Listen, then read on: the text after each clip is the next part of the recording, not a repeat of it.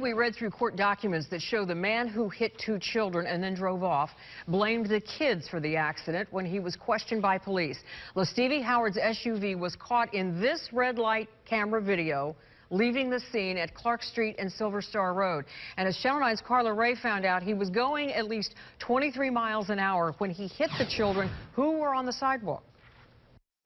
We told you at 4 that these cameras caught LaStevie Howard driving away from the accident. But a few minutes later, there are several black SUVs just like his in that turning lane where he would have been coming back to the scene. So Ocoee police have no idea how long he was actually gone. After police say he slammed into these 2 bikes, throwing 2 kids into the middle of busy Clark Road, 40-year-old LaStevie Howard was caught on camera driving nearly a half-mile away from the scene. He had to have seen himself hit them because there was a major dent in the top of the car. And now we know that 10-year-old Jordan Elawadi and little Aubrey Clark were thrown at least 25 feet due to that impact. An arrest warrant shows Howard was going at least 23 miles per hour when he hopped the sidewalk and hit those kids.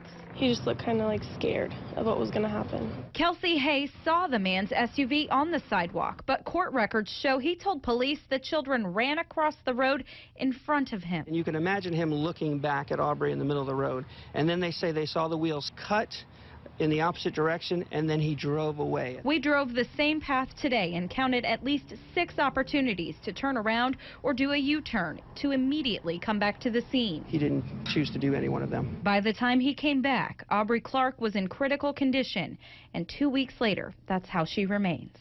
Police tell us there are ways to enhance red light camera video. If they do that to determine any more clues about this case, we will let you know. We want to get to breaking news. Sentencing just in for the man at the center of a deadly hit-and-run case. He'll face 7 years for the 2015 death of Aubrey Clark. Police say the 10-year-old died after she was hit on her bike while riding home from her school in Ocoee.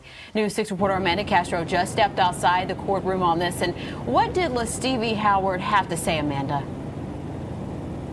Well, Bridget, he took the stand this afternoon and he said he was very sorry for what happened back in 2015, but the judge said that he did leave the scene of a deadly accident and he did deserve some kind of punishment. And as you just said, we did learn his fate within the past half hour. The judge sentencing Howard to serve 7 years in prison.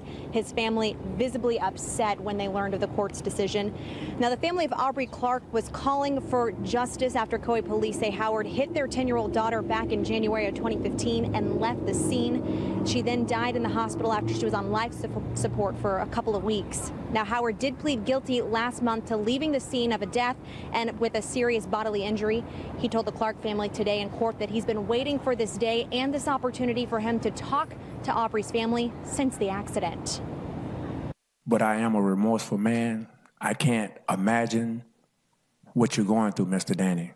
But I pray for you and your family, the whole family, every night.